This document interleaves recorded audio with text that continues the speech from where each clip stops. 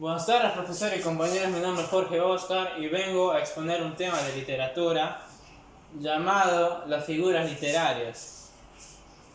Las figuras literarias son una serie de giros de lenguaje que se emplean para embellecer el discurso, especialmente en el contexto de la oratoria y de la literatura. ¿Qué significa que se utilizan más en ese contexto? Muy bien, también dice que suele usarse con fines estéticos o persuasivos, como parte de un discurso elaborado, o sea, como algo que ya está hecho, y hacen énfasis en la función poética del lenguaje. Los más usados en las figuras literarias son estos. En realidad hay muchos más, hay docenas de ellos, pero los que más son utilizados, los que más se conocen son estos 14, que vendría a ser la metáfora y símil, la hipérbole, la metonimia, el sinécdoque, la personificación, la anáfora, la alegoría, el hiperbatón, la onomatopeya, la sinestesia, el oxímoron, el elipsis, el acidentón y el polisindentón.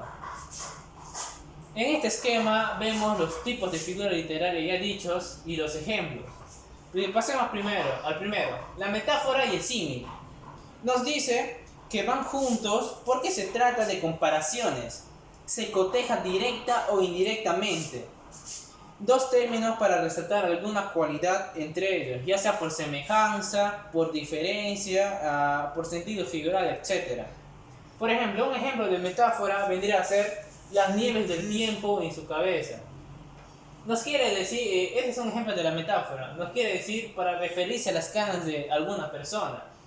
Y el símil, un ejemplo, vendría a ser sus cabellos eran blancos como la nieve. También nos quiere decir eso. Entonces pasemos a la siguiente, que vendría a ser la hipérbole. La hipérbole se trata de una exageración con propósitos expresivos. Acá vemos dos ejemplos muy claros. Por ejemplo, el primero es, te lo dije millones de veces. Nos quiere decir que fueron muchas, pero es una exageración enorme. Por ejemplo, acá también tenemos otro, que vendría a ser la mujer más bella del mundo, que nos dice, que significa, le pareció muy hermosa. Otro también vendría a ser la metonimia. La metonimia es una forma de metáfora en que se toma el nombre de una cosa por la de otra, con lo cual está emparentada o tiene un nexo de cercanía o pertenencia. Por ejemplo, tenemos un ejemplo acá. ¿Quieres comer japonés hoy? A referirnos a esta expresión, vemos que acá nos dice que la metonimia dice que toma el nombre de una cosa por la de otra. Acá vendría a ser la palabra japonés, y a qué nos referimos cuando dices ¿quieres comer japonés hoy? Nos da la idea que de repente se refiere a la comida japonesa. Otro ejemplo también es se tomó el escocés en las rocas, que nos quiere decir un whisky escocés. Otra figura literaria vendría a ser la sinécdoque. Nos dice la sinécdoque, otra forma de metáfora, pero esta vez se toma el nombre de algo por la categoría mayor a la que pertenece, como especie, grupo, etc. O sea, se toma el nombre de una parte por el todo. Acá vemos, extrajo el acero de su vaina, nos hace referencia al metal de la espada. Y acá tenemos otro que nos dice, sin trabajo y con 4 bocas que alimentar, nos hace referencia a que tiene 4 hijos, para leer que dice 4 bocas que alimentar. Otro también vendría a ser la personificación.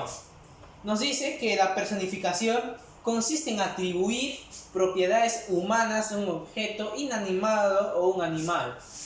Por ejemplo, personificación. El río corre veloz por la ladera. Nos hace referir que el río está corriendo, que está yendo demasiado rápido. Las aguas no son tranquilas, sino están yendo alteradas, están yendo muy rápido. Otro también vendría a ser el sol le sonríe a los aventureros. Significa que está, si no me equivoco, vendría a ser que está de mañana, porque al sonreír significa que está como amaneciendo y los aventureros aprovechan eso para irse de aventuras. Tenemos también otros tipos que vendría a ser la anáfora. Esta es muy conocida, que consiste en la repetición rítmica de sonidos o sílabas dentro de un verso o una frase. Por ejemplo, tenemos acá: tú y tus miedos, tú y tus fracasos, tú y tus ganas de perder. Otro ejemplo también de la anáfora vendría a ser: vivos se los llevaron y vivos los queremos.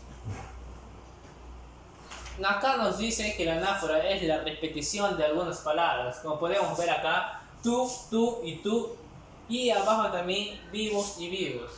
Otro también vendría a ser la alegoría.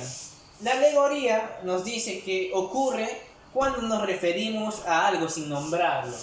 Por ejemplo, cuando te fuiste lo perdí todo.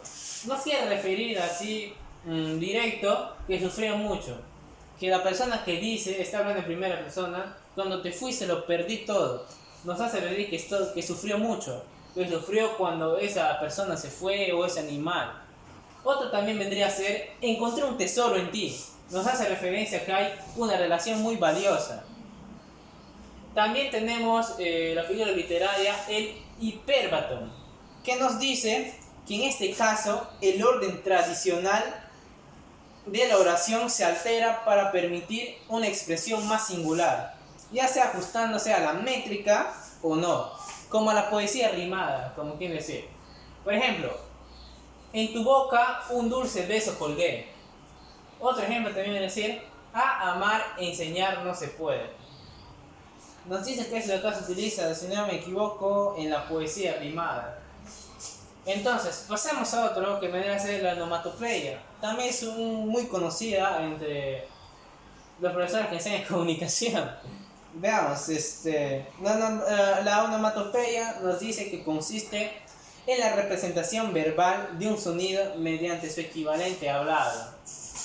Por ejemplo, al hacer esto, emite un sonido, y eso se encarga de la onomatopeya, de darle palabra al sonido. Más específicamente, como quien decir, TikTok, TikTok, que si podemos hablarlo, podemos transcribirlo en sílabas, que vendría a ser el reloj. Otro también es pum, pum, pum, que vendría a ser la artillería antiaérea. Nos debería decir que la onomatopeya es el sonido que el sonido lo transforma en palabras para poder expresarlo. También nos dice otra figura literaria vendría a ser la sinestesia. Nos dice que se atribuye una sensación táctil, olfativa, auditiva, etc. a un objeto o una situación a la que normalmente no corresponde. Como vamos a sacar un ejemplo: su nombre sabía jazmines. Ya, entonces esto nos quiere decir que la palabra o la oración acá, la sinestesia le da, como dice su concepto, se atribuye una sensación. Puede ser táctil, olfativa o auditiva. Otra también puede ser: era un libro que olía a cadáveres. Esas son expresiones. Entonces pasemos a otro, que nos dice tipos de figuras literarias. Estamos ya por terminar, son los 4 más conocidos, que son también a la vez muy importantes. Por ejemplo, el oxímoron nos dice: consiste en el uso conjunto de dos términos o descripciones cuyos significados se contradicen el uno al otro. Por ejemplo, tenemos acá la luminosa oscuridad de la tarde. Esto vendría a ser algo un poco medio raro, o sea que no tiene mucho sentido, pero en realidad sí tiene. Por ejemplo, nosotros sabemos que en la oscuridad está oscuro y todo eso, pero al referirnos que dice la luminosa oscuridad de la tarde, nos referimos que a pesar que está en tarde hay luz. Por ejemplo, cuando está atardeciendo todavía hay luz, hay del sol cuando se está escondiendo. Otro también vendría a ser una hermosa monstruosidad. Nos quiere decir que algo horrible puede parecer algo hermoso. Eso es la expresión del oxímoron. El oxímoron es un poco confuso, pero al final tiene un poco de sentido. Pasamos al otro, que vendría a ser el elipsis. Nos dice: ocurre cuando se omite algún término de la frase o la oración, ya sea con fines de generar suspenso o porque ha quedado claro de frases anteriores y resultaría redundante reiterarlo. Por ejemplo, tengo ganas de llorar, tú no, nos hace referencia que dice, tú no tienes ganas también. O sea, en vez de decir, tengo ganas de llorar, tú no tienes ganas de llorar, lo resumimos en dos palabras, tú no, y nos hace referencia que si también tiene ganas de llorar. Otro también, volvimos al cuarto de Ramón y no estaba. Nos quiere decir en el Ichis, Ramón no estaba allí. Es más fácil decir, volvimos al cuarto de Ramón y no estaba, que decir, volvimos al cuarto de Ramón y Ramón no estaba, y Ramón no estaba. Mejor lo resumimos de decir, volvimos al cuarto de Ramón y no estaba. Es para que no suene tan redundante la oración. Tenemos como penúltimo el accidente, ¿ya? Que nos dice, consiste en la supresión de un nexo copulativo. Vendría a ser la letra Y dentro de una enumeración o un contexto en que comúnmente iría. Un ejemplo vendría a ser, compro papas, lechugas, tomate. Y esto, el sintoma significa que está enumerando las cosas, pero no con números, sino como en una lista. Por ejemplo, compró papas, lechugas, tomates. Otro vendría a ser, del cielo caían relámpagos, nieve y viejos de todo tipo. Está como enlistándolos, enumerándolos. Y eso se encarga de que no se aparezca, por ejemplo, el polincidentón. Pero ahorita pasamos a eso. Nos quiere decir que ponemos comas en vez de i.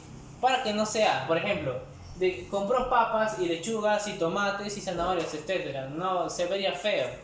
Y por eso sirve el accidentón, para decir directo, compró papas, lechugas, tomates. Y acá pasamos al último, que vendría a ser el polisindentón, que dice, contrario al caso anterior, incorpora un exceso de nexos copulativos generando una repetición en la frase. Esto es como lo contrario del accidentón. Por ejemplo, un ejemplo tenemos acá que dice, y tú, y yo, y nosotros. Acá se está repitiendo hacia la vista, que es la Y, y tú, y yo, y nosotros. Otro ejemplo también de policidentón que es repetición vendría a ser, la casa es grande y luminosa y acogedora. O sea, se ve un poco feo, pero también se puede utilizar en oraciones. Y eso es todo. Espero que mi exposición esté bien. De tiempo lo hago, estuve un poco nervioso, pero lo pude hacer mejor. Pero voy a practicar más para no trabarme mucho, no confundirme. Eso es todo, gracias.